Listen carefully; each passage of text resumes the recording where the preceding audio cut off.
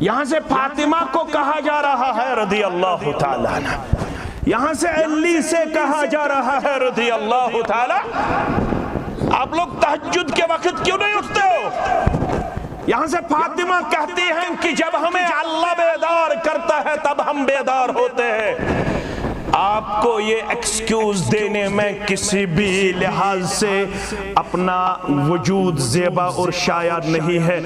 آپ کی زبان سے ایسے الفاظ نکلنا آپ کے لیے زیبا اور شایع نہیں ہے، کیونکہ فاطمہ آپ میری بیٹی ہو، اے علی رضی اللہ تعالیٰ عنہ آپ میرے داماد ہو۔ میرے داماد ہوتے ہوئے علی تہجد نہ پڑے، یہ آپ کے لیے زیبا نہیں ہے۔ فاطمہ میری بیٹی ہو پھر تہجد نہ پڑے، یہ فاطمہ کے لیے زیبا نہیں ہے۔ کیا میں بھی کبھی اپنے بیٹے کی طرف ایسے مخاطب ہوا؟ کیا میں نے کبھی اپنے اہل و عیال کو ایسے واعظ و تبلیغ سے مشرف فرمایا؟ ایسا درد لے کے میں کبھی اپنے نوجوان کے پاس گیا؟ ایسے تڑپ لے کے میں اپنے اہل و عیال کے پاس کبھی رات کو واعظ و تبلیغ کرتا گیا؟ کبھی میں نے کیا؟ میں نے اپنے بیٹے کو نیٹ کوالیفائی کرایا، مجھے لگا کہ میں نے اپنی ذمہ داری کا حق ادا کیا۔ میں نے اپنے بچے کو بہت بڑی بزنس قائم کر کے دی، سٹینڈ کر کے دی، میں سوچتا گیا کہ میں نے اپنی ذمہ داری کا حق ادا کیا۔ یہ جو دنیا ہے، اس دنیا میں بہت ساروں نے اپنے بچوں کو ڈاکٹر بنایا، بہت ساروں نے اپنے بچوں کو انجینئر بنایا، بہت ساروں نے اپنے بچوں کو پروفیسر بنایا، بہت ساروں نے اپنے بچوں کو ہائی کلاس بزنس مین پیش کیا، لیکن یہ ان کی ذمہ داری کا ٹوٹل اور فائنل نہیں ہے۔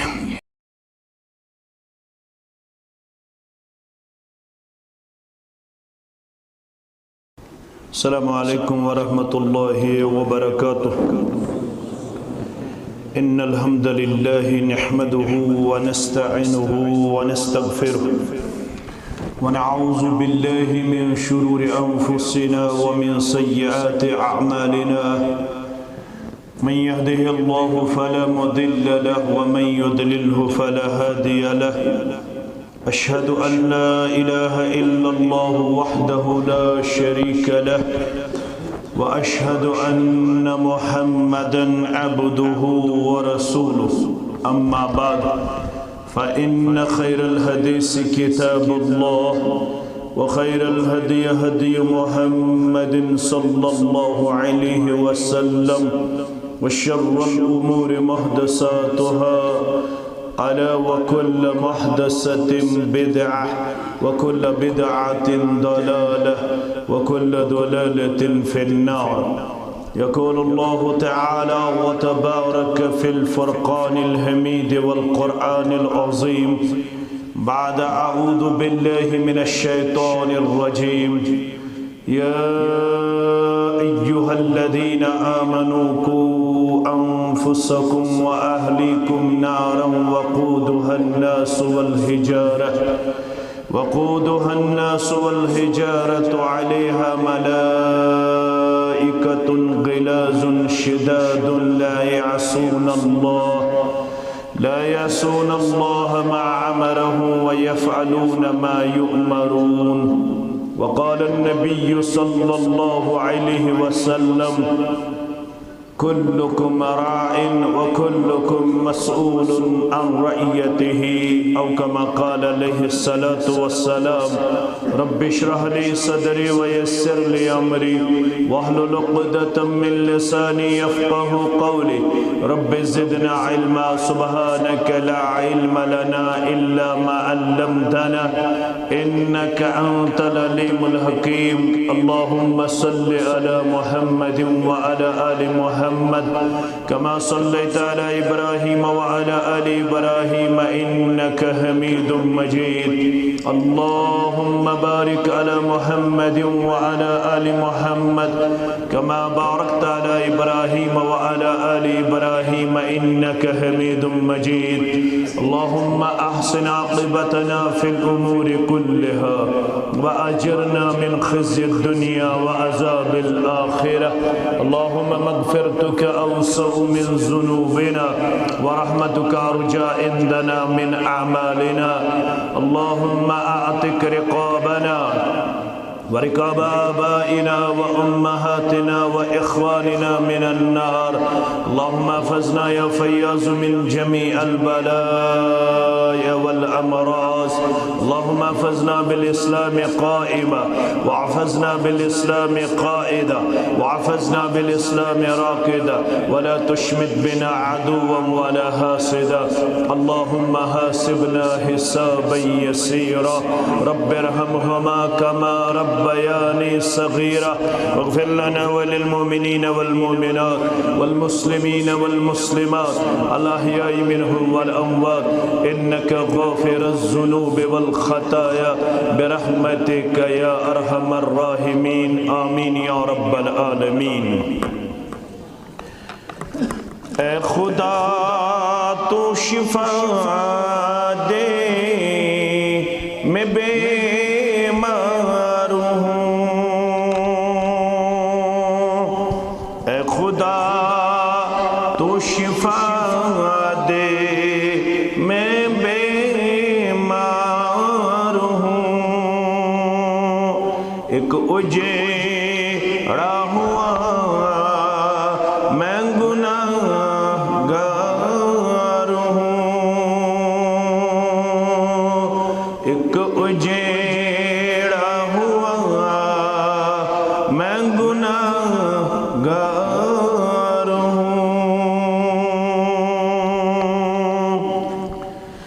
درد جاتا نہیں چین آتا نہیں. درد جاتا نہیں چین آتا نہیں.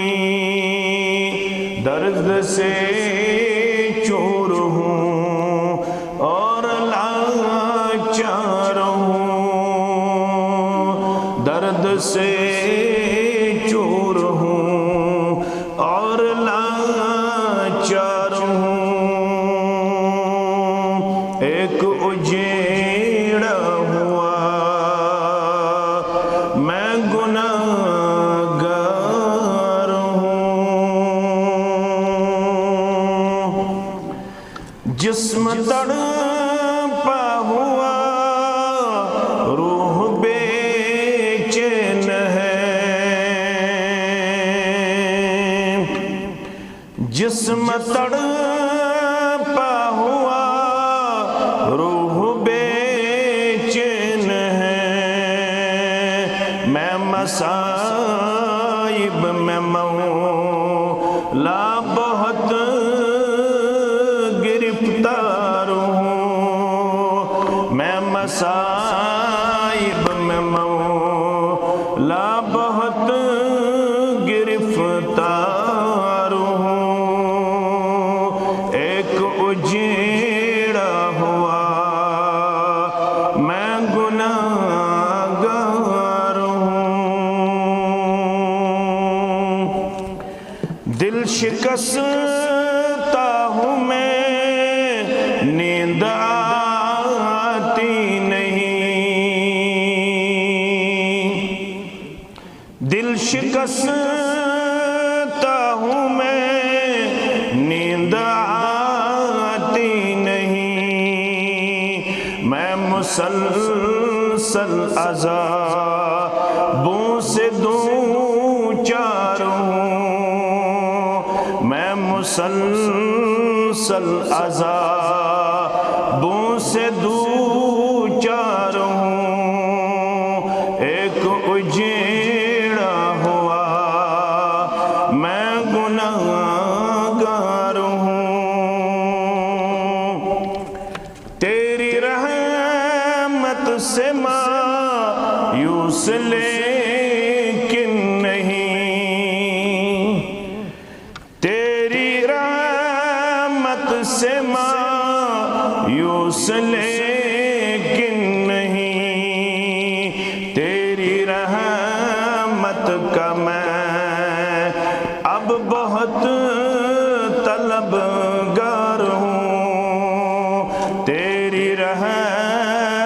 رحمت کا مولا طلبگار ہوں، ایک اجیڑا ہوا میں گناہگار ہوں۔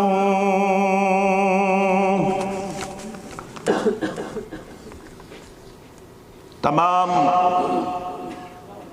حمد و ثنا، تعریف و تحمید، بزرگی اور برتری اللہ سبحانہ و تعالی کے لیے لائق اور زیبا، بے انتہا درود و رحمت، درود و عظمت، درود و برکات جملہ انبیاء کرام صلوات اللہ تعالی علیہم اجمعین کے لیے بالعموم اور بالخصوص ہمارے آقا رہبر و رہنما ہادی مرشد جناب محمد الرسول اللہ صلی اللہ علیہ وسلم کی ذات اقدس و اطہر پر بہت عرصہ گزرنے کے بعد آپ جیسے با اخلاق، با عمل اور با ادب مسلمانوں کے ساتھ ایک دینی مجلس کی وسادت سے اللہ بزرگ برتر نے یہاں پہ مسجد شریف میں آپ کے ساتھ ہم کلام ہونے کا شرف بخشا۔ سبھی مسلمان اس بات سے بخوبی واقف ہے کہ اس مجلس کے پیچھے جو مقاصد اور اغراض کار فرما ہے وہ کسی سے مخفی اور پوشیدہ نہیں، کیونکہ ہم جس امت میں پیدا کیے گئے، اس امت پہ جو ذمہ داری عائد کی گئی وہ صرف دنیاوی لحاظ سے نہیں ہے بلکہ دینی لحاظ سے بھی ہمیں پیغمبرانہ ذمہ داری عائد کی گئی۔ آپ سبھی جانتے ہیں جتنی بھی ہم سے پہلے گزری ہے، جتنی بھی ہم سے پہلے امتیں آئی ہے، ان سب میں جب ہم بہرا روی، بد اخلاقی، بے دینی دیکھتے تھے تو ان کی اصلاح کے لیے اللہ کی طرف سے ایک پیغمبر دنیا سے چلے جانے کے بعد دوسرے پیغمبر کا انتخاب کیا جاتا تھا۔ وہی پیغمبر علیہ السلام اس امت کی رہنمائی اور اصلاح فرماتا تھا، لیکن جس امت میں آپ اور میں تشریف لائے، اس امت کو اگرچہ اللہ کی طرف سے خیر امت کے عظیم لقب سے مشرف کیا گیا، اس امت کو اگرچہ امت وسط قرار دیا گیا، اس امت کو اگرچہ افضل الامہ کہا گیا، اس امت کو اگرچہ سب سے بہترین امت قرار دیا گیا، لیکن اس امت پہ جو ذمہ داری ڈالی گئی وہ پیغمبرانہ ذمہ داری ہے، کیونکہ ہمارے رہبر اور رہنما محمد الرسول اللہ صلی اللہ علیہ وسلم کو صرف اللہ کی طرف سے نبی اور پیغمبر نہیں کہا گیا، بلکہ جب ہم سورہ احزاب کا مطالعہ کرتے ہیں تو آپ صلی اللہ علیہ وسلم کے لیے یہ عظیم شرف بھی اللہ کی طرف سے بخشا گیا، ما کان محمد ابا احد من رجالکم، آپ میں سے جتنے بھی مرد ہیں ان سبھی میں محمد صلی اللہ علیہ وسلم کسی کے والد گرامی نہیں ہے، کسی کے باپ نہیں ہے۔ اگرچہ اس آیت کریمہ کے پیچھے بہت سارے اسباب کار فرما ہے، مجھے امید قوی ہے کہ جو یہاں پہ ہمارے عالم دین نور صاحب آپ کے لیے ہر جمعہ پیغام حق و صداقت آپ کے سامنے بیان فرماتا ہے، اس میں ان چیزوں کی مکمل طور پر وضاحت کی گئی ہوگی۔ یہ جو اس آیت کریمہ میں کہا جا رہا ہے ما کان محمد ابا احد من رجالکم، اس کے پیچھے جو بنیادی اسباب پائے جاتے ہیں، آپ سبھی نوجوانوں سے میری ادباً گزارش ہے کہ آپ اپنی پوری توجہ میری طرف مبذول کرنا، کیونکہ اگر ایک نقطہ ذہن سے چلا گیا تو پھر کنفیوژن کریٹ ہوتا ہے۔ اس کنفیوژن کو دور کرنے کے لیے پھر ایک اور مجلس بلانی پڑتی ہے، اس لیے میری طرف آپ کا توجہ لازمی اور ضروری بنتا ہے۔ ایک سبب یہ ہے کہ جس وقت یہ آیت کریمہ نازل ہوئی اس وقت محمد الرسول اللہ صلی اللہ علیہ وسلم کے جتنے بھی اولاد نرینہ تھے وہ 3 تھے، آپ سب کو معلوم ہوگا، وہ سبھی دنیا سے چلے گئے تھے، اور اس وقت آپ صرف بچوں کے والد گرامی تھے۔ آپ کے ہاں جتنے بھی اولاد پائے جاتے تھے وہ سبھی لڑکیاں تھے، بچے تو سب چلے گئے تھے۔ ایک تو یہ ہے اس کا سبب۔ دوسرا، جب خدیجۃ الکبریٰ، سب پڑھی رضی اللہ تعالی عنہا، جب آپ صلی اللہ علیہ وسلم خدیجہ رضی اللہ تعالی عنہا سے شادی کیے، اس وقت خدیجہ رضی اللہ تعالی عنہا نے اپنے ساتھ ایک خادم بھی ساتھ لایا جس کا نام تھا، کیا نام تھا؟ زید بن حارثہ رضی اللہ تعالی عنہ۔ آپ صلی اللہ علیہ وسلم اس کے ساتھ ایسے ملے، آپ صلی اللہ علیہ وسلم زید بن حارثہ کے ساتھ اتنے قریب ہوئے کہ لوگ یہ کہنے لگے زید محمد صلی اللہ علیہ وسلم کے اولادوں میں سے ایک اولاد ہے، اس لیے مکہ والے زید سے زید بن حارثہ نہیں کہتے تھے، مکہ والے زید کو زید بن محمد کہا کرتے تھے صلی اللہ علیہ وسلم۔ اور اس رسم اور رواج کو اسلام نے ناپسند فرمایا۔ اسلام کہتا ہے ادعوہم لآبائہم هو اقسط عند اللہ۔ اگر آپ لوگ کبھی کبھار صرف لڑکیاں ہونے پر کسی کو بطور خادم اپنے گھر لائے، کسی کو آپ گود لے لے، اس وجہ سے کہ آپ کے ہاں صرف بیٹیاں پائی جاتی ہیں، آپ نے کسی کے بچے کو گود لیا اس نقطہ نظر سے کہ بڑھاپے میں یہ بچہ میرے کام آئے، لیکن اسلام کہتا ہے نئے بچہ آپ کی وراثت کا وارث قرار پائے گا، نہ اس بچے کو آپ کا نام دیا جائے گا۔ یاد رکھنا یہ حرام ہے اسلام میں۔ اگر ہم کسی بچے کو گود لے لے تو یہاں پہ رواج پایا جاتا ہے جو اس کے اصلی والد گرامی ہوتے ہیں اس کا نام کاٹا جاتا ہے، اس کے بعد اس کا نام اس کے نام کے ساتھ جوڑا جاتا ہے جو شخص اس بچے کو گود لیتا ہو۔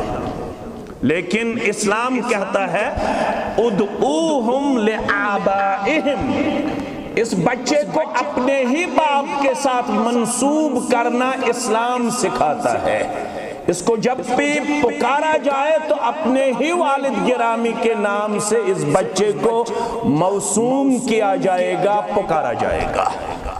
هو اقسط عند اللہ، یہی اللہ کے قریب انصاف پہ مبنی ہے، یہی بات اللہ کے ہاں انصاف پہ مبنی ہے۔ ایک سبب تو یہ تھا، اب آپ کے ہاں یہ کلیئر ہو گیا کہ سورہ احزاب میں یہ کیوں کہا گیا ما کان محمد ابا احد من رجالکم، آپ میں سے کسی بھی مرد کے محمد صلی اللہ علیہ وسلم والد گرامی نہیں ہے، بلکہ آپ صلی اللہ علیہ وسلم جس عظیم القاب سے اس دنیا میں الحمدللہ بفضل اللہ تعالی جانے جاتے ہیں وہ یہ دو القاب ہے، ولیکن رسول اللہ، آپ صلی اللہ علیہ وسلم اللہ کے رسول ہے۔ رسول تو بہت آئے، لیکن آپ کو جس عظیم لقب سے یہاں پہ نوازا جاتا ہے، جس عظیم شرف سے آپ کو مشرف کیا جاتا ہے، اس شرف سے ابھی تک کسی کو نہیں نوازا گیا۔ ولیکن رسول اللہ، بلکہ آپ اللہ کے رسول ہے، وخاتم النبیین، آپ دنیا میں بطور آخری پیغمبر اور رسول بھیجے گئے۔ آپ کے بعد اب کوئی اور رسول یا نبی آنے والا، اگرچہ اس دنیا میں آپ کی ہی پیشن گوئی کے مطابق 30 کذاب اور دجال کھڑا ہوں گے۔ کتنے؟ 30۔ سب کا دعویٰ ہوگا کہ ہم نبی ہیں، لیکن آپ صلی اللہ علیہ وسلم نے ارشاد فرمائے کہ یہ سب جھوٹے ہوں گے۔ کیا ہوں گے؟ کذاب ہوں گے۔ دجال دجل سے نکلا ہے، یہ سب دھوکہ دینے والے ہوں گے۔ آپ کے لیے اگر کوئی پیغمبر قیامت تک مبعوث کیا گیا ہے، وہ ہے محمد الرسول اللہ صلی اللہ علیہ وسلم، کیونکہ اب اگر کسی کو کامیابی کا تلاش ہے، اب اگر کوئی کامیاب ہونا چاہتا ہے تو اس کے لیے لازمی ہے، والذی نفس محمد بیدہ، صحیح مسلم کتاب الایمان کے حوالے سے یہ حدیث آپ کو سنایا جا رہا ہے۔ محمد صلی اللہ علیہ وسلم قسم اٹھا کے یہ بات آپ تک اور میرے تک پہنچاتے گئے، مجھے اس ذات اقدس کی قسم ہے جس کے دست مبارک میں میری جان اقدس ہے، لا يسمع بی من هذه الامہ، اس امت میں جس تک یہ بات پہنچے کہ رسول اللہ صلی اللہ علیہ وسلم کو بطور آخری پیغمبر مبعوث کیا گیا، جس تک بھی یہ بات پہنچے، جو بھی اس دعوت سے مستفید ہو جائے، جس تک بھی یہ ہماری دعوت پہنچے، ثم یموت، پھر وہ اس حالت میں اس دنیا سے رخصت ہو جائے، وَلَمْ يُؤْمِنُ بِالَّذِي أُرْسِلْتُ بِهِ، اس نے اس دعوت پہ لبیک نہ کیا ہوگا، اس پیغام کو اس نے قبول نہ کیا ہوگا جو پیغام آپ صلی اللہ علیہ وسلم لے کے آئے،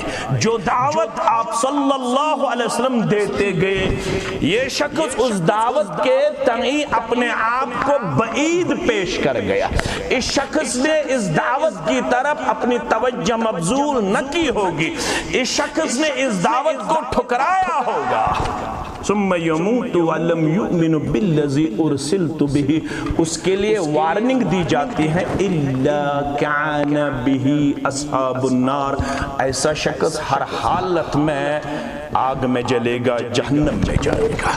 کامیابی کے لیے لازمی شرط ہے کہ اب ہمیں اگر کسی کے پیچھے چلنا ہے تو وہ بس محمد الرسول اللہ صلی اللہ علیہ وسلم ہے، یہی ہمارے آخری رہبر اور رہنما کے طور مبعوث کیے گئے۔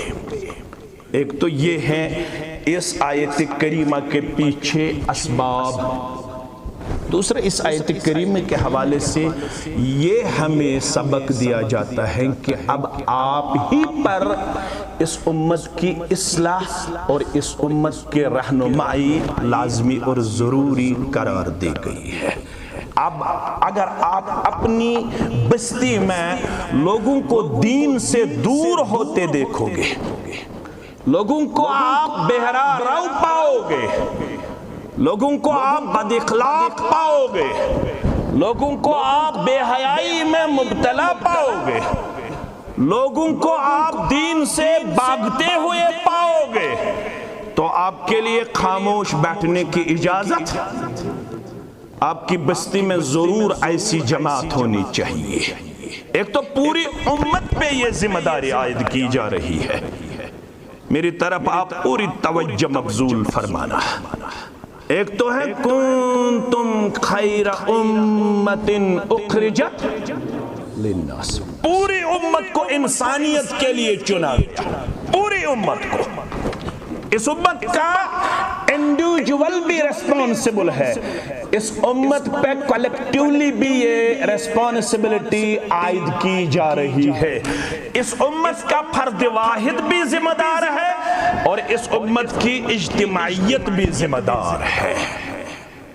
اگر پوری امت اس ذمہ داری کو نبھانے میں اپنے آپ کو بعید پیش کرے، پھر اللہ فرماتا ہے سورہ آل عمران کے حوالے سے وَلْتَكُمْ مِنْكُمْ أُمَّةٌ، اور آپ میں سے ضرور ایک جماعت ایسی ہونی چاہیے، چاہے وہ گٹھلی باغ ہو، چاہے وہ بہامہ ہو، چاہے وہ کنگن ہو، چاہے وہ اننت ناگ ہو، چاہے وہ عرب و عجم کا کوئی بھی خطہ عرض ہو، وہاں پہ ضرور ایک تعداد ایسا ہونا لازمی اور ضروری بنتا ہے۔ امت 1 سے 9 تک بھی قرار دیا گیا ہے، یاد رکھنا۔ امت میں یہ ضروری نہیں ہے کہ لاکھوں کی تعداد میں ایسا آپ کو ملے، ہزاروں کی تعداد میں ایسے اشخاص اور افراد آپ کو ملے۔ اگر گٹھلی باغ میں صرف ایک آدمی ایسا آپ کو نظر آئے جس کو دین کی تڑپ اور درد ہو، تو اس ایک کو بھی امت قرار دیا جاتا ہے، یاد رکھنا۔ آپ میں سے ضرور ایک ایسی جماعت ہونی لازمی اور ضروری ہے۔ وَلْتَكُمْ مِنْكُمْ أُمَّةٌ يَدْعُونَ إِلَى الْخَيْرِ، جو لوگوں کو خیر کی طرف بلائے، یأمرون بالمعروف، جو لوگوں کو اچھائی کی دعوت دے، وینہون عن المنکر، جو لوگوں کو بدیوں اور برائیوں سے دور رکھے۔ اسی جماعت کے لیے اللہ کی طرف سے وعدہ دیا جا رہا ہے، نئے جمعیت کا وعدہ ہے، نئے کسی فرد واحد کا وعدہ ہے، نئے کسی عام انسان کی بشارت آپ کے سامنے سنائی جا رہی ہے، یہ اللہ کی طرف سے وعدہ دیا گیا ہے۔ اولئک هم المفلحون، یہی لوگ اللہ کے حضور کامیاب اور کامران ہیں۔ کامرانی کے لیے لباس کا اچھا ہونا ضروری، کامیابی کے لیے بڑے خاندان سے وابستہ ہونا ضروری، کامیابی کے لیے خوبصورتی ضروری، کامیابی کے لیے ان اوصاف سے متصف ہونا لازمی اور ضروری قرار دیا جاتا ہے۔ اسی ذمہ داری کا احساس کرتے ہوئے آپ کے سامنے اس وقت اس دینی مجلس کا انعقاد کیا گیا ہے۔ اس کے پیچھے بس یہی اغراض اور مقاصد کار فرما ہے، یاد رکھنا۔ نہ مجھے آپ سے کوئی فائنانشل سپورٹ کی لالچ ہے، نہ مجھے آپ کے ہاں واہ واہ کی ضرورت ہے، نہ مجھے آپ کے ہاں کسی اور چیز کی طلب ہے۔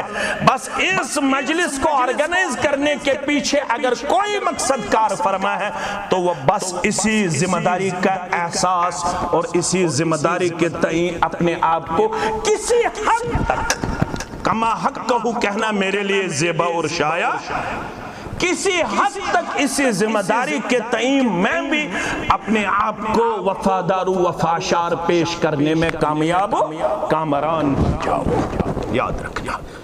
اگر امت نے اس ذمہ داری سے اپنے آپ کو کنارہ کش پیش کیا، مجھے کیا پڑی ہے؟ گٹھلی باغ کا کوئی جوان بے نمازی آپ کو نظر آئے، مجھے کیا پڑی ہے؟ میں کیوں اپنی توجہ اس کی طرف متوجہ کروں؟ میں کیوں اس کو مسجد تک لے آؤں؟ مجھے کیا پڑی ہے؟ کوئی شرابی ہیں، کوئی زانی ہیں، کوئی بد اخلاق ہیں، کوئی رشوت خور ہے، کوئی بے دین ہے، کوئی بے حرار رو ہے۔ کوئی بچی میری بے پردہ نظر آتی ہے، کوئی بچہ میرا دین سے بھاگا ہوا نظر آتا ہے، مجھے کیا پڑی ہے؟ مجھے تو اپنی دنیا بنانی ہے، مجھے تو مکان کی پڑی ہے، مجھے تو دکان کی پڑی ہے، مجھے تو نوکری کی پڑی ہے، مجھے نوکری ملنی چاہیے، مجھے دنیا ہونا چاہیے۔ پھر یاد رکھنا ابن ماجہ کا یہ عظیم فرمان میں آپ کے سامنے رکھنا مناسب سمجھتا ہوں۔ یہ ابن ماجہ کا ایک عظیم فرمان آپ کی ماں اور میری ماں کی وسادت سے ہم تک پہنچا ہے۔ ہماری اماں سیدہ عائشہ سب پڑھی رضی اللہ تعالی عنہا اس حدیث مبارک کی راویہ ہے۔ ہماری ماں ہم سے کہتی ہے ایک دن ایسا ہوا کہ میں اپنے سردار کے ہاں چلی گئی۔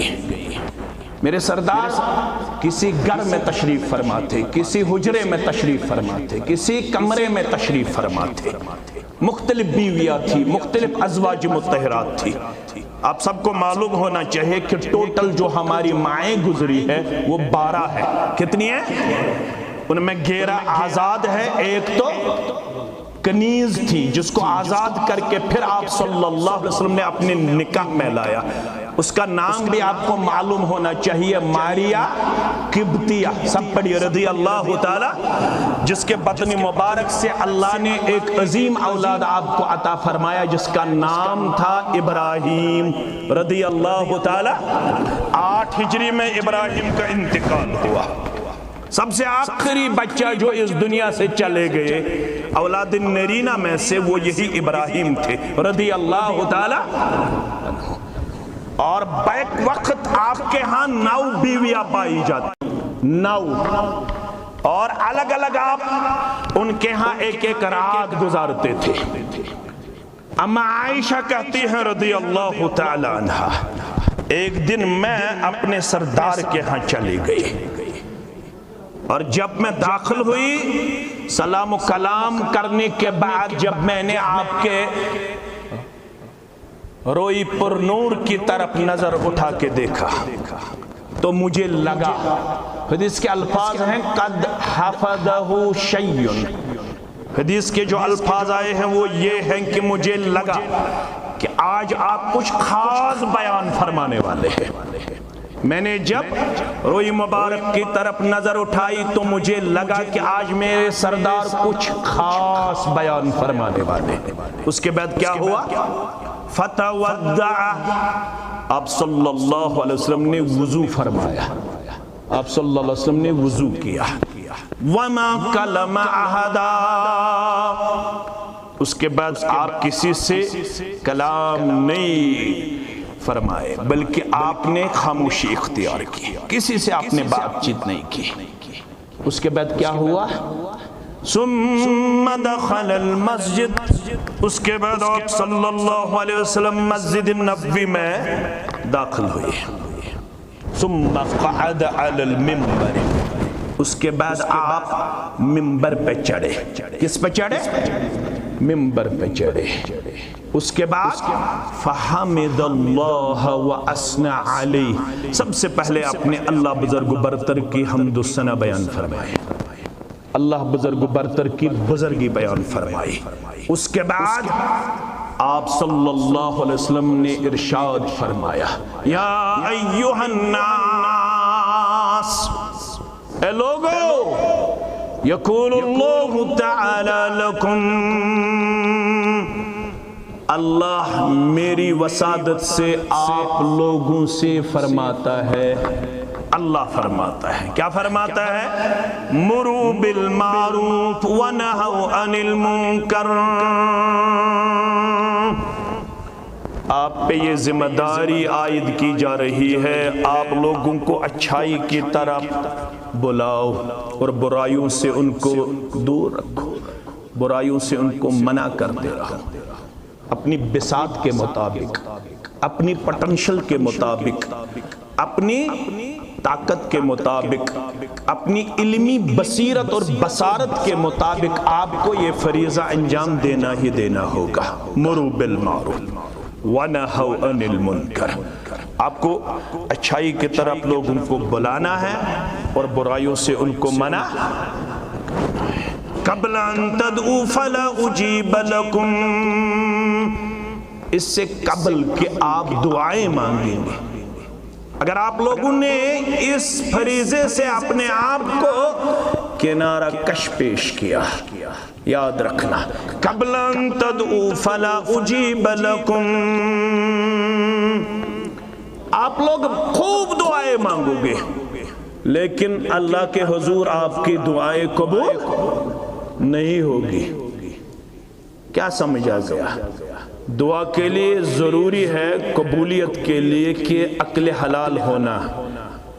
عقل حلال بھی اگر ہوگا، اگر آپ نے سب سے پہلے اس میں عزم بھی پڑھا ہوگا، اگر آپ نے دعا کے ابتدا اور آخر میں درود شریف سے بھی کام لی ہوگی، یہ بھی قبولیت کے اسباب قرار دیے گئے ہیں۔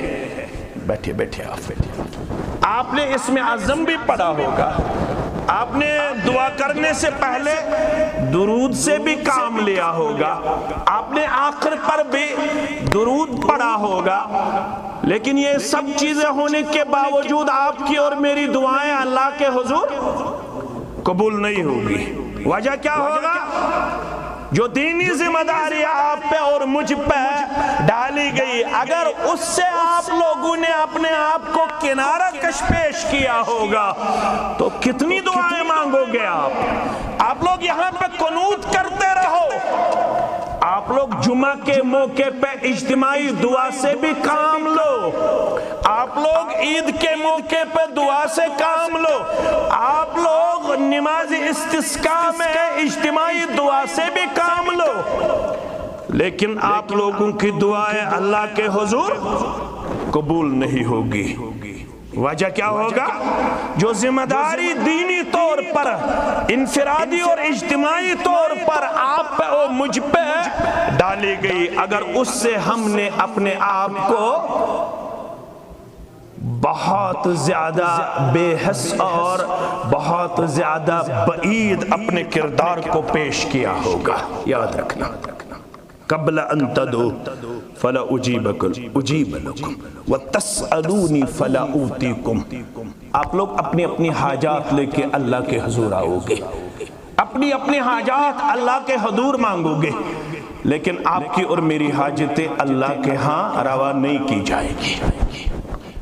آپ لوگ بہت سارے مسائل لے کے اللہ کے حضور آؤ گے، لیکن ان مسائل کا کوئی حل نہیں نکلے گا۔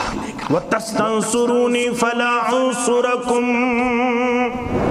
آپ کی حالت مظلومیت کی ہوگی، آپ اللہ سے مدد مانگو گے، خانہ کعبہ میں بھی دعا کیا جائے گا، اس کے لیے، ہمارے لیے، فلسطین کے لیے، کسی اور ملک کے لیے، جہاں بھی مسلمان پائے جاتے ہیں، جو امام حرم ہوگا وہ بھی دعا مانگتا رہے گا، وہ بھی دعا کرتا رہے گا، لیکن رسول اللہ صلی اللہ علیہ وسلم کا ارشاد گرامی ہے، اللہ فرماتا ہے آپ لوگ اللہ کے حضور مظلوم ہونے پہ مدد مانگو گے، لیکن اللہ کے ہاں مدد نہیں آئے گا، اللہ کے ہاں مدد نہیں آئے گا۔ عائشہ فرماتی ہیں رضی اللہ تعالیٰ عنہ، میں بھی دیوار کے قریب اپنے کانوں کو لگاتی گئی، میں نے بھی یہ سوچا کہ میں بھی سنوں آپ صلی اللہ علیہ وسلم آج کیا ارشاد فرمائیں گے۔ میں نے جب یہ وعد تبلیغ آپ صلی اللہ علیہ وسلم کی زبان اطہر سے سماعت فرمایا، اس کے بعد کیا میں نے دیکھا؟ فَمَا زَعَدَ عَلَيْهِنَّ حَتَّى نَزَلْ، آج کی مجلس میں آپ صلی اللہ علیہ وسلم نے صرف اتنا وعد تبلیغ فرمایا اور منبر سے تشریف نیچے لائے، منبر سے آپ اتر آئے، بس اتنا ہی آج وعظ تبلیغ فرمایا جناب محمد رسول اللہ صلی اللہ علیہ وسلم۔ یاد رکھنا یہ ذمہ داری کہاں سے شروع ہوتی ہے؟ کہاں سے شروع ہوتی ہے؟ وَأَنذِرْ عَشِيرَتَكَ الْأَقْرَبِينَ، اس ذمہ داری کا آغاز ہمیں قریب ترین رشتہ داروں سے کرنا ہوگا۔ جب یہ آیت کریمہ نازل ہوئی سورہ شعراء کی، آپ لوگ یہاں سے جا کے بخاری کتاب تفسیر کا مطالعہ کرنا، لڑائی اور اختلاف کے بغیر۔ نہ یہ جماعت کل اختلاف کی روادار تھی، نہ آج ہے، نہ آنے والے کل میں۔ یہ جماعت کل بھی چاہتی تھی کہ امت وحدت میں اپنے آپ کو پیش کرے، امت اتحاد و اتفاق میں اپنے آپ کو پیش کرے۔ اس کے لیے اس جماعت نے اول دن سے ہی، اول روز سے ہی قربانیاں دی ہے۔ یہ جماعت امت کی اتحاد کے لیے برابر جب تک دنیا قائم رہے گی تب تک قربانی دیتی رہے گی۔ ہم امت کے وحدت کے قائل ہیں، نہ کہ ہم امت کے انتشار و افتراق کے قائل ہیں۔ البتہ ہمارا ماننا ہے امت کا اتحاد تب ہی ممکن ہے جب امت اطیع اللہ و اطیع الرسول میں اپنے آپ کو وفادار و وفاشار پیش کرے۔ کیونکہ امام مالک کا ماننا ہے لن يصلح آخر هذه الامة الا بما صلح به اولها، اس امت کے آخر میں بھی تب تک اصلاح ممکن نہیں جب تک وہی روڈ میں اپنایا جائے، وہی روڈ میں اپنا فالو کیا جائے جو اس امت کی ابتدا میں رسول اللہ صلی اللہ علیہ وسلم نے پیش کیا۔ اس امت کی وحدت اگر آپ کو کسی دور میں نظر آئے گی وہ تب تک آپ کو نظر آئے گی جب تک مسلمانوں میں یہ اصول پایا جاتا تھا یا ایھا الذین آمنوا اطیعوا اللہ واطیعوا الرسول واولی الامر منکم فان تنازعتم فی شیء فردوه الی اللہ والرسول۔ جب امت میں کسی بھی چیز پہ اختلاف ہوتا تھا تو امت دو چیزوں کی طرف اپنے آپ کو پیش کرتی تھی، ایک اللہ کے قرآن کی طرف، دوسرے رسول صلی اللہ علیہ وسلم کی سیرت مقدسہ اور احادیث کی طرف اپنے آپ کو پیش کرتی تھی۔ لیکن جب سے امت میں یہ ذہن ہمیں نظر آیا قال فلان قال فلان قال فلان، حدیث کے مقابلے میں ائمہ کے اقوال کو ترجیح دی گئی، تب سے امت بکھرتی ہوئی اور انتشار میں ہمیں نظر آتی ہے۔ یاد رکھنا میرے عزیزوں، میرے شفیقوں، بخاری کتاب تفسیر کا مطالعہ کرنا یہاں سے جا کے۔ جب یہ آیت کریمہ نازل ہوئی وَأَنذِرْ عَشِيرَتَكَ الْأَقْرَبِينَ، آپ صلی اللہ علیہ وسلم نے سب سے پہلے اپنے قریب ترین رشتہ داروں کو بلایا، جس میں صفیہ بھی آتی ہے رضی اللہ تعالیٰ، جو آپ کی پوپھی تھی۔ کیا تھی؟ پوپھی۔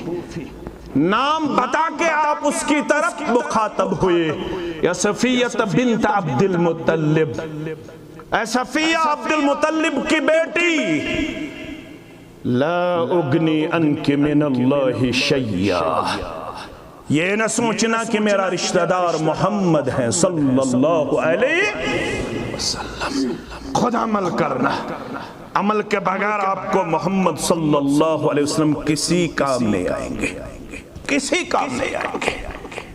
آپ اپنی پوپھی کی طرف بھی مخاطب ہوئے، آپ نے اپنے بیٹی سے بھی یہ بات فرمائی، سلینی من مالی ما شئت، اے فاطمہ رضی اللہ تعالیٰ عنہ، میرے مال میں سے بھی جو بھی چیز آپ کو مطلوب ہو وہ چیز آپ مجھ سے مطالبہ کیجئے، میں وہ کچھ دینے کے لیے، سب کچھ دینے کے لیے تیار ہوں، لیکن یاد رکھنا عمل کرنا، لا اغنی عنک من اللہ شیئا،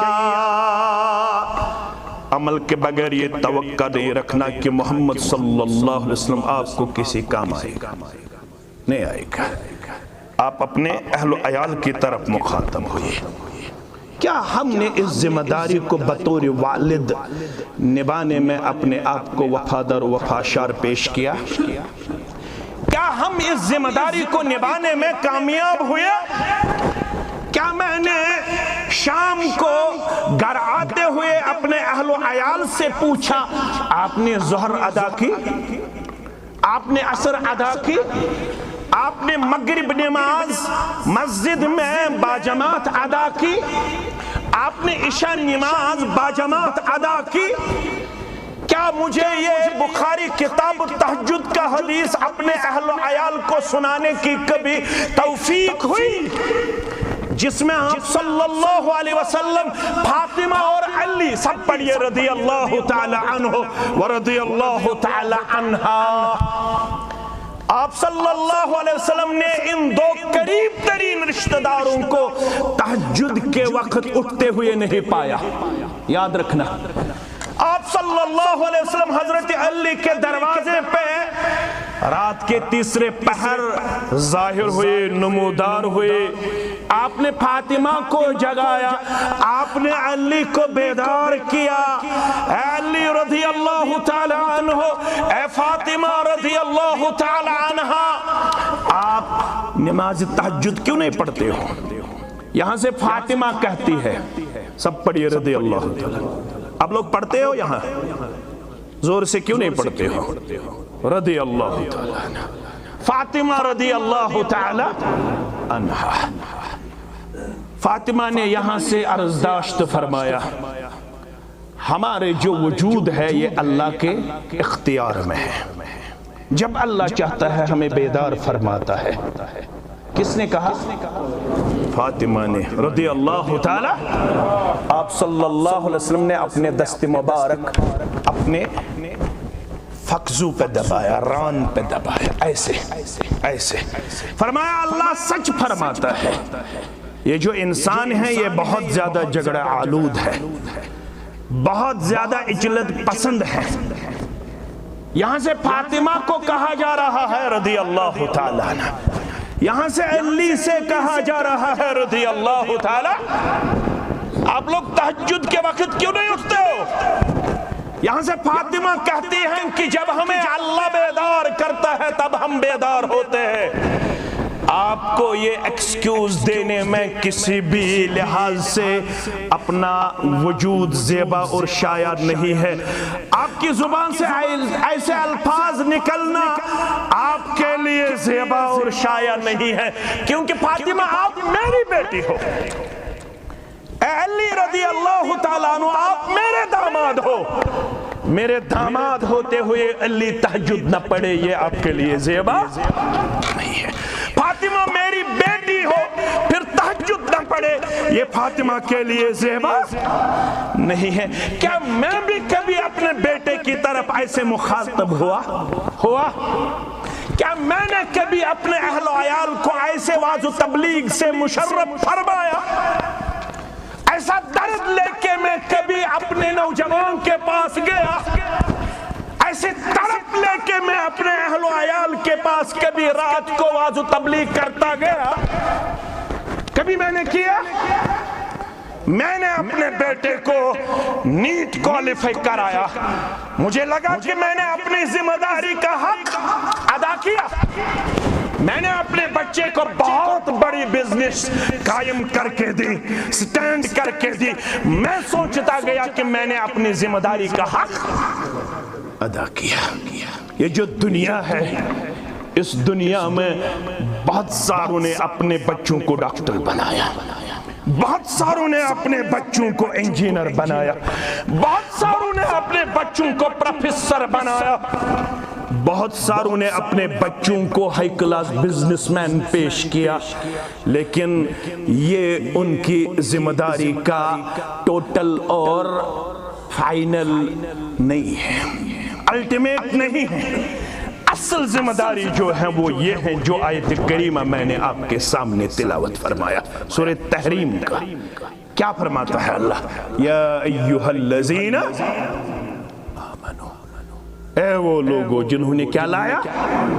ایمان۔ جب ایسی آیت کریمہ آپ کے ہاں گزری، میرے ہاں گزری، عبداللہ ابن مسعود سب پڑھیے رضی اللہ عنہ، فرماتے ہیں کہ جب یا ایہا الذین آمنو آپ کو قرآن کے ہاں پڑھتے ہوئے ملے گا، سنتے ہوئے ملے گا، تو آپ کو بہت ہی زیادہ اس وقت اس آیت کریمہ کی طرف متوجہ ہونے کی ضرورت ہے۔ یا تو کسی خیر کی طرف اللہ آپ کو بلاتا ہے، یا تو کسی شر سے مجھے اور آپ کو اللہ روکنا چاہتا ہے۔ یہاں اللہ آپ کو اور مجھ کو کہتا ہے یا ایہا الذین قوا انفسکم و اہلیکم آپ کی اصل ذمہ داری یہی ہے، میری اصل ذمہ داری کھلاتا اور پلاتا تو غیر بھی ہیں اپنے بچوں اور بچیوں کو، اپنے اہل و عیال کو۔ کھلانے پہ ہی آپ کو اپنے آپ میں اطمینان لینے کی ضرورت کہ میں نے بچوں کو سمنزلہ مکان بنا کے رکھا ہے، میں نے بچوں کو کمپلیکس بنا کے رکھا ہے، میں نے بچوں کو 10 کنال زمین خرید کے رکھا ہے، میں نے بچوں کو بہامہ میں گاندربل میں بہت بڑا کمپلیکس بنا کے رکھا ہے۔ اب مجھے کسی اور چیز کی طرح اپنی ذمہ داری میں اپنے آپ کو پیش کرنے کی ضرورت نہیں ہے۔ یاد رکھنا میرے عزیزو، اصل ذمہ داری یہ ہے قُوْ أَنفُسَكُمْ وَأَهْلِيكُمْ، پہلے آپ اپنے آپ کو بچانا ہے، اس کے بعد اپنے اہل و عیال کو بچانا ہے۔ کس چیز سے بچانا ہے؟ نار سے، جہنم سے، آگ سے۔ کس آگ سے؟ جس آگ کے بارے میں اللہ خود فرماتا ہے نار اللہ الموقدہ۔ 114 سورہ مبارک میں صرف ایک جگہ ایسی آپ کو ملے گی جہاں پہ آگ کو اللہ کی طرف سے نسبت دی جا رہی ہے، نار اللہ الموقدہ، یہ اللہ کی جلائی ہوئی آگ ہے۔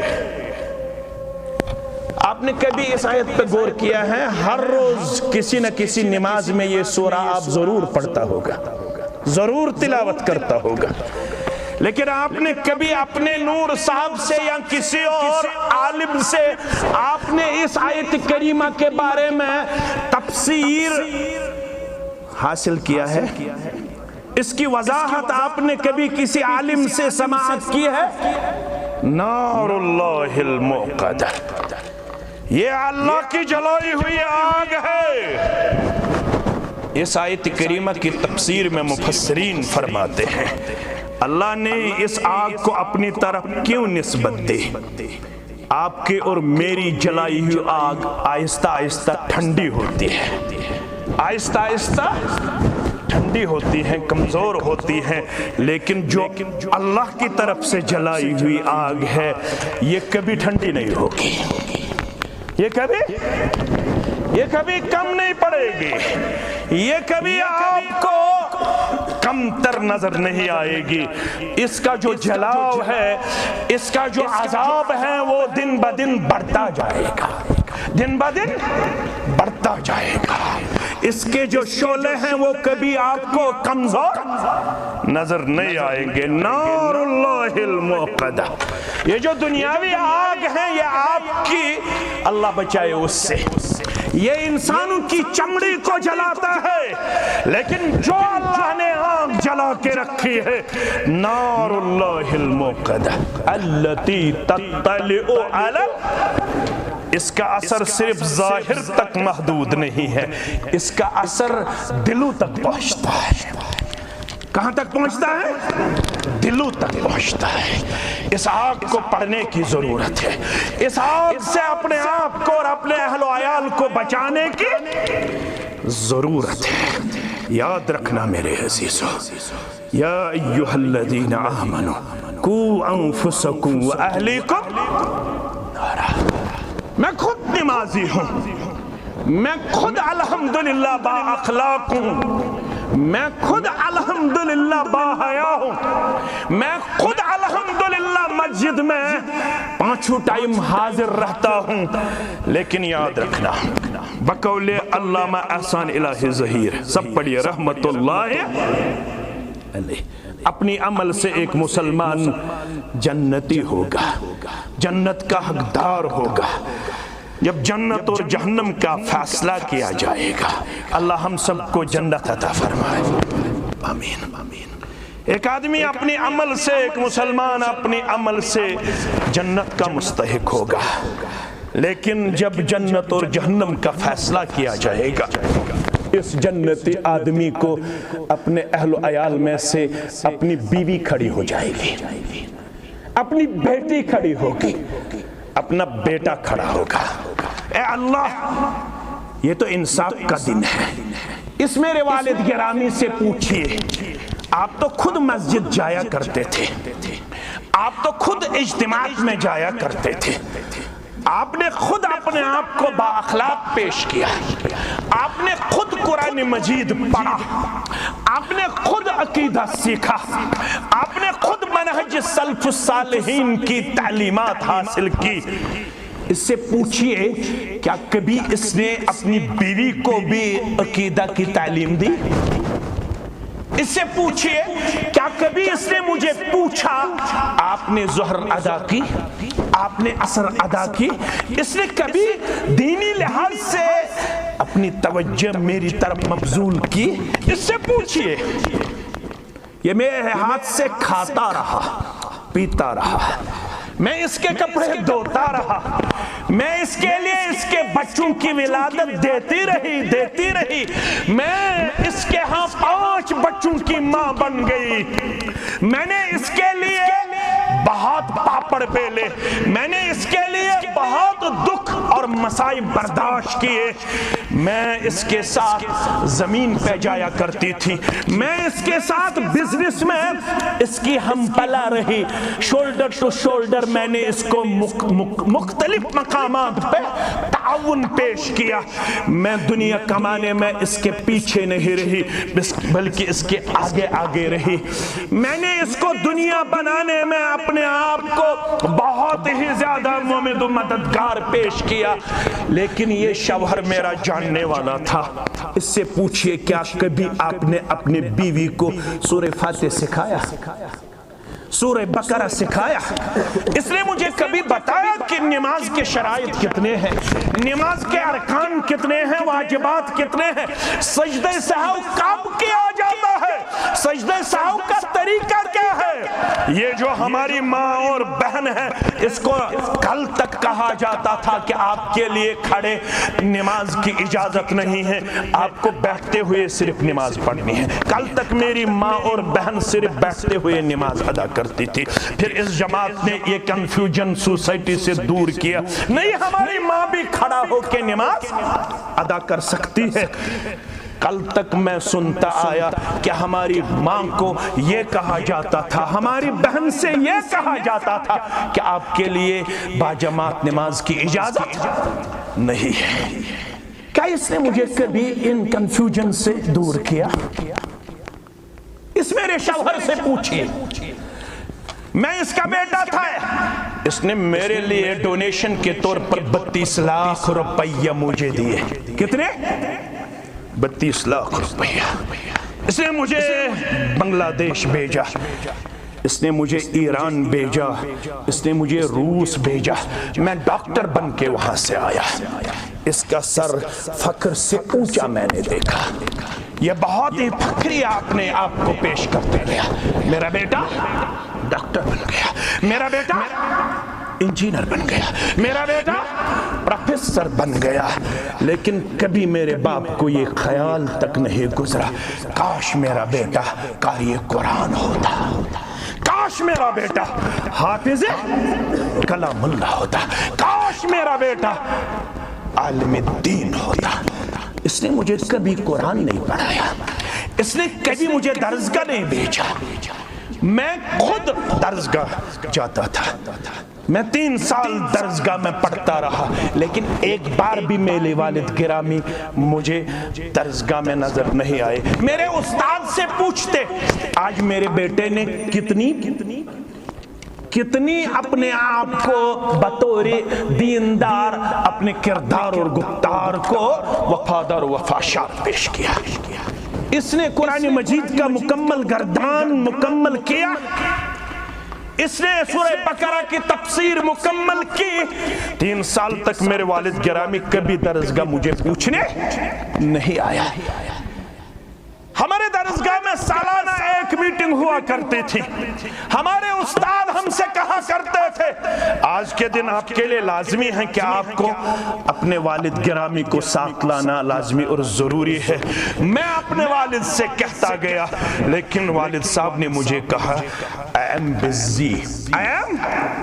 میں مشغول ہوں، مجھے آپ کے درسگاہ آنے کی فرصت نہیں ہے، پھر اگر یہ بچہ اس والدین اور میرے جیسے والدین کے لیے اپنے آپ کو ناکارہ پیش کرے، میں نے بہت تیز الفاظ یہاں پہ بیان کیے، ناکارہ پیش کرے، یہ اپنے آپ کو مجرمانہ صورتحال میں پیش کرے، جس طریقے سے آج ہمیں اپنے بچے اور بچیاں نظر، کتنی تعداد میں آپ کو یہاں پہ ہماری بچے اور بچیاں ڈرگ ایڈکٹ نظر آتے ہیں؟ کتنے ہیں؟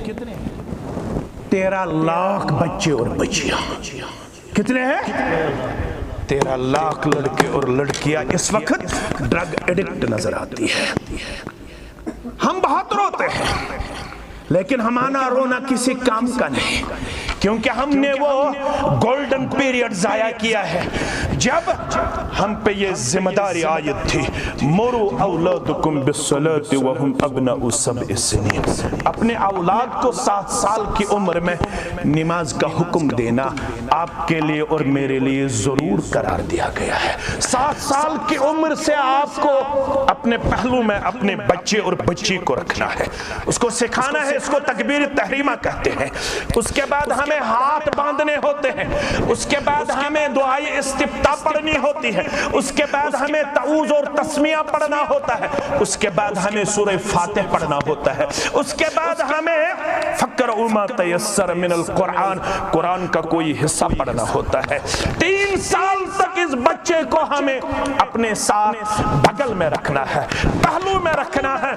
10 سال کی عمر میں ہمیں یہ اجازت دی گئی ہے، وَضْرِبُوهُمْ عَلَيْهَا وَهُمْ أَبْنَاءُ 10 سنین، اگر 10 سال کی عمر میں آپ کا بیٹا اور بیٹی نماز نہ پڑھے تو ہلکا اس کو مار پیٹ کرنے کی اجازت دی گئی ہے۔ میرا بیٹا تو اب خود باپ بن گیا، لیکن ابھی تک اس کو نماز پڑھنے کی توفیق، کیونکہ میں نے گولڈن پیریڈ اس کا ضائع کیا ہے۔ قُوا أَنفُسَكُمْ وَأَهْلِكُمْ، یاد رکھنا، میں احسان الہی ظہیر کی بات آپ کے سامنے رکھنا مناسب سمجھتا ہوں۔ یہ جو خود اپنی عمل سے جنت کا مستحق ہوگا، یہ جو اس کی بیوی کھڑی ہو جائے گی، اس کا بیٹا کھڑا ہو جائے گا، اس کی بیٹی کھڑی ہو جائے گی، اے اللہ یہ انصاف کا دن ہے۔ اس میری والد گرامی سے پوچھئے کیا اس نے بطور شوہر بطور والد اپنی ذمہ داری نبھائی ہے؟ جب اس کو یہ بیٹی اور بیوی آڑے آئے گی، اپنی عمل سے تو یہ جنت کا مستحق تھا، لیکن جب بیوی درمیان میں کھڑی ہوئی، جب بیٹی درمیان میں کھڑی ہوئی، بیٹی رکاوٹ بن جائے گی، بیٹا رکاوٹ بن جائے گا، اس جنتی کو پھر جنت نہیں ملے گا، اس کو بھی اپنی بیٹی اور بیوی کے ساتھ جہنم لیا جائے گا۔ کہاں لیا جائے گا؟ جہنم۔ صحیح مسلم کتاب الامارہ کا حدیث آپ کو پڑھنا ہوگا۔ محمد رسول اللہ صلی اللہ علیہ وسلم نے ارشاد فرمایا جس کسی کو بھی رعیت دی گئی ہو، علامہ ابن باز کہتے ہیں کہ رعیت 2 قسم کی ہوتی ہے، ایک ہے رعیت کبریٰ، دوسری ہے رعیت صغریٰ، چھوٹی رعیت، اور ایک تو بادشاہ ہوتا ہے، اس کی جو رعیت ہے وہ رعیت کبریٰ کہلاتی ہے۔ ایک تو میں بھی بادشاہ ہوں، آپ بھی بادشاہ ہیں اپنے اہل و عیال کا، اس رعیت کو رعیت صغریٰ کہتے ہیں۔ کیا کہتے ہیں؟ رعیت صغریٰ۔ جس نے اس رعیت کبریٰ یا رعیت صغریٰ کے ساتھ اپنے آپ کو بے وفا پیش کیا ہوگا، وہاں پہ کہا جا رہا ہے یموت وہو یموت وہو غاش لرعیتہ، جب اس کے مرنے کا وقت آیا، جب وہ مرنے کے قریب پہنچا، جب وہ اس دنیا سے چلا گیا، لیکن اس حالت میں وہ غاش لرعیتہ، اس نے اپنے رعیت کو دھوکہ دیا ہوگا۔ کیا دیا ہوگا؟ دھوکہ دیا ہوگا۔ دھوکے سے مراد کیا ہے؟ دینی لحاظ سے اس نے اپنے اہل و عیال کو تعلیم و تربیت میں پیش نہ کیا ہوگا۔ دنیا تو سب دیتے ہیں، دنیا کے لیے تو سب یہاں پہ حساس اور بیدار نظر آتے ہیں، لیکن دینی لحاظ سے اس والد صاحب نے تعلیم و تربیت کا حق ادا نہ کیا ہوگا۔ حدیث کے الفاظ ہیں الا حرم اللہ علیہ الجنہ، ایسے مسلمان کے لیے جنت حرام قرار دیا گیا، ایسے مسلمان کے لیے جنت حرام قرار دیا گیا ہے۔ قوا انفسکم واہلیکم، وقت بہت چلا گیا، وقت بہت چلا گیا۔ اب میں اختتام کی طرف اپنے اس خطبے کو لینا مناسب سمجھتا ہوں۔ میرے عزیز بھائیوں، جوانوں، میری ماؤں، میری بہنوں، میں آپ سے گزارش کرتا ہوں کہ یہ جو علاقہ ہے یہاں بہت خیر پایا جاتا ہے۔ یہاں ایسے بھی گاؤں ہیں جہاں پہ ابھی تک اللہ نے ان کو رسومات اور بدعات سے بہت ہی زیادہ بچا کے رکھا ہے۔ وہاں پہ جو ماحول ہے وہ قابل افتخار ہے، قابل مبارک ہے، قابل تحسین ہے، قابل دید ہے۔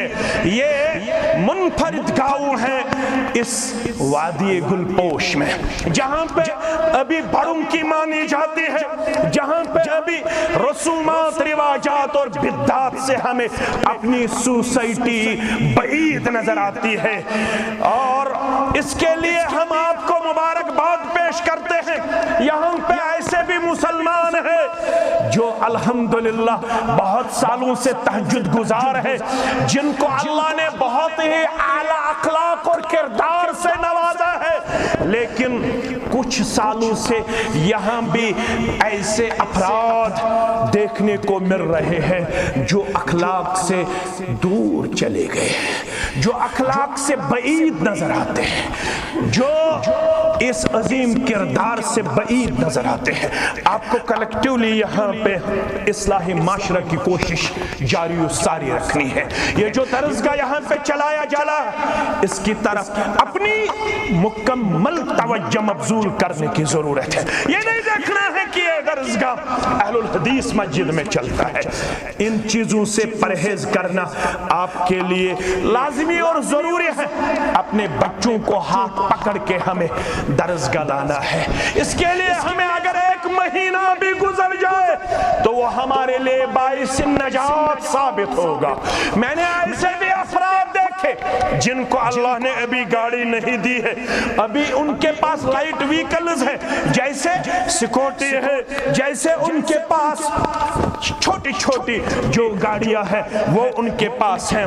اس بندے نے برابر 1 سال تک اس مسجد میں میرا خطبہ تھا، میرا خطبہ دینے سے پہلے وہاں پہ اعلان کیا گیا ہے یہاں پہ 2 بچے ایسے ہیں جو 3rd اور 5th میں پڑھتے ہیں، 3ری اور 5ویں کلاس میں زیر تعلیم ہے، لیکن ان 2 بچوں کو ہم یہاں حوصلہ افزائی کرنا چاہتے ہیں اور مولوی صاحب کے ہاتھ سے ہم انہیں انعامات سے نوازنا چاہتے ہیں۔ میں نے کہا کس خوشی میں، کہا کہ یہ 2 بچے ایسے ہیں جنہوں نے 1 سال تک نہ کبھی فجر چھوڑی ہے نہ عشاء ترک کی ہے، 3ری میں پڑھتے ہیں، 5ویں میں پڑھتے ہیں، لیکن یہ سارا کریڈٹ ان کے والد گرامی کو جاتا ہے، کیونکہ ان کے والد صاحب نے اپنی سیکورٹی پہ ان دونوں بچوں کو برابر فجر میں بھی مسجد میں لایا اور عشاء میں بھی مسجد تک پہنچایا۔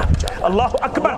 ہمیں دنیا کماتے ہوئے بہت وقت گزر گیا، آپ کے پاس بھی لاکھوں کی تعداد میں اس وقت بینک بیلنس ہے، یہ علاقہ بھی بہت ہی زیادہ فائنانشلی فارورڈ نظر آتا ہے، یہاں سب لوگ الحمدللہ اپنے پاؤں پہ کھڑے ہیں، سٹینڈ ود آن ہے۔ میں نہیں چاہتا ہوں کہ دنیاوی لحاظ سے بھی ہم کسی پہ اپنے آپ کو ڈیپینڈنٹ پیش کرے، ہمیں دین ہی سکھاتا ہے۔ جو دعائیں اکثر آپ صلی اللہ علیہ وسلم مانگا کرتے تھے، ان دعاؤں میں بقول حضرت انس بن مالک رضی اللہ تعالی عنہ ایک دعا ہم بھی مانگ مانگتے ہیں، آپ بھی مانگتے ہیں، وہ یہ ہے ربنا آتنا فی الدنیا حسنہ وفی الآخرۃ حسنہ وقنا عذاب النار۔ لیکن میں بھی اب بڑھاپے کی طرف جا رہا ہوں، آپ بھی اب بڑھاپے کی طرف جا رہے ہیں۔ دنیا تو ہم نے بہت کمائی، لیکن دینی لحاظ سے ابھی ہم بہت پیچھے ہیں۔ میں آپ سے وعدہ لینا مناسب سمجھتا ہوں، آج کے بعد یہاں انشاءاللہ دینی طور پر، اجتماعی طور پر کوشش جاری و ساری رکھی جائے گی۔ اس درسگاہ کو بہت ہی مضبوط بنیاد پہ انشاءاللہ یہاں پہ قائم رکھا جائے گا۔ انشاءاللہ اس درسگاہ کی جو بھی بنیادی ضروریات ہیں ان کو پورا کرنے میں کوئی بھی مسلمان پیچھے نہیں رہے گا۔ اس مسجد کو آپ صرف مسجد تک محدود رکھنا ہمارے لیے ٹھیک نہیں ہے، زیبا نہیں ہے۔ اس مسجد میں باضابطہ ویکلی کلاسز کا اہتمام ہونا چاہیے۔ آپ سب کو، مجھے، آپ کو، ہم سب بوڑھوں کو بھی ان کلاسز میں حاضری دینا لازمی اور ضروری بنتا ہے، کیونکہ فاروق اعظم کا کہنا ہے، یاد رکھنا، فاروق اعظم کہا کرتے تھے رضی اللہ تعالی عنہ، وہ کہتے تھے تفقہوا قبل ان تصودوا۔ اس ایک جملے پر غور کرنا، تفقہوا قبل ان تصودوا، سرداری ملنے سے پہلے دین کی سمجھ حاصل کرو۔ وہی سردار اللہ کے ہاں قابل قبول ہے جس نے سرداری ملنے سے پہلے دین کی فقاہت حاصل کی ہو۔ کس کی؟ دین کی فقاہت حاصل کی ہو، دین کی سوجھ بوجھ اس میں پائی جاتی ہو، تب ہم منصب والے ہیں، تب ہماری جو ٹوپی ہمارے سروں پہ ہے۔ آج کے نوجوان ٹوپی نہیں دیتے ہیں، ان کو لگتا ہے کہ سٹائل خراب ہو جائے گا، لیکن ٹوپی سر پہ رکھنا بہتر ہے، بہت اچھی چیز ہے۔ اپنے سر پہ ٹوپی رکھنا آپ کے لیے بہت اچھی ہے، تب ہماری ٹوپی سر پہ رکھنا، تب امامہ باندھنا ہمارے سروں پہ ٹھیک رہتا ہے جب ہمیں پہلے دین کا علم حاصل ہو۔ یہی دین ہمیں دنیا بھی دیتا ہے اور آخرت بھی سنوارتا ہے۔ مجھے امید قوی ہے یہاں کے سبھی پیروں جوان انشاءاللہ اس دین سے جڑ جائیں گے انشاءاللہ۔ جمعیت میں علماء کی کمی نہیں ہے، اگر آپ لوگ مہینے بھر جمعیت کے علماء یہاں لانا چاہتے ہو تو دن رات سب آپ کے لیے خرچ ہو جائے گا۔ علماء آتے رہیں گے، پڑھاتے رہیں گے، سناتے رہیں گے، سکھاتے رہیں گے، لیکن میری گزارش ہے کم از کم مہینے میں ایک پروگرام رکھا کرو۔ جمعیت میں، ضلع میں بہت سارے علماء ہیں، ان سے کام لیتے رہو، اللہ آپ کی دنیا بھی سنوارے گا، آخرت بھی انشاءاللہ ہمیں اللہ جنت میں جگہ دے گا انشاءاللہ۔ اللہ ہم سب کی اس کوشش اور سعی کو اپنے حق قبول فرمائے۔ جو بھی یہاں بیمار ہیں ان کو شفاء کاملہ، شفاء عاجلہ فرمائے۔ اللہ قرض داروں کی قرض جو ہے وہ اللہ اپنے ہاں ان کو اس چیز سے چھٹکارا دے۔ اللہ تعالی ہم سب کی جو بھی جائز حاجتیں ہیں وہ روا فرمائے، وہ روا فرمائے۔ ہمارے جو بے روزگار جوان ہیں اللہ ان کو بہت ہی اچھا اور حلال روزی عطا فرمائے۔ جو بھی یہاں پہ بیمار ہیں ان کو شفاء کاملہ، شفاء عاجلہ عطا فرمائے۔ کہتے ہیں کہ جس شخصیت نے اس اجتماع کو کامیاب کامران بنانے میں کلیدی رول اختیار کیا، اس کی ماں بیمار پڑی، اللہ اس کو شفاء کاملہ عطا فرمائے، شفاء عاجلہ عطا فرمائے۔ اللہ ہم سب کی حاجات روا فرمائے۔ اللہ ہمارے بزرگوں کی عزت فرمائے، ہمارے نوجوانوں کی حفاظت فرمائے۔ اللہ ہماری اس حقیر کوشش کو اپنے ہاں قبول فرمائے۔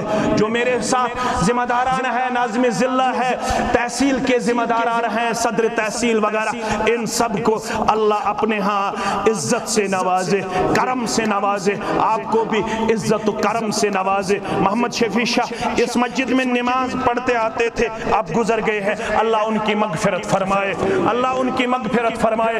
جو بھی یہاں کے مومن اور مومنات گزر گئے ہیں اللہ ان کی مغفرت فرمائے۔ جو اس وقت ہمارے جوان، ہمارے نوجوان اس منہج سلف صالحین کے تئیں اپنے آپ کو وفادار پیش کرتے ہیں، اللہ ان کی خدمت اپنے حق قبول فرمائے، ان کو دین دگنی رات چگنی ترقی عطا فرمائے، اللہ ہم سب کی حاجات روا فرمائے۔ جو دور دراز علاقوں سے مختلف اطراف اکناف سے یہاں پہ تشریف فرما ہے، ہم سب کی حاضری اپنے ہاں قبول فرمائے۔ اس اجتماع کو کامیاب بنانے میں اعجاز احمد صوفی کا کلیدی کردار ہے، جنہوں نے مجھے برابر جہاں سے ہم نے ڈیٹ لیا وہاں سے اس وقت تک یہ مجھے فون پہ تاکید کرتے گئے، حکم کرتے گئے اس پروگرام کو ضرور ہمیں پہنچنا ہے، یہ پروگرام ہمیں کامیاب کامران بنانا ہے۔ شاید میں گنوانا اس وقت مناسب نہیں سمجھتا ہوں، کاؤنٹ لیس اس نے مجھے فون کیے، بہت زیادہ فون کیے، یہ آپ کے خیر خواہوں میں ایک بھی خواہ ہے، خیر خواہ ہے، اللہ اس کی عمر میں بھی برکت عطا فرمائے۔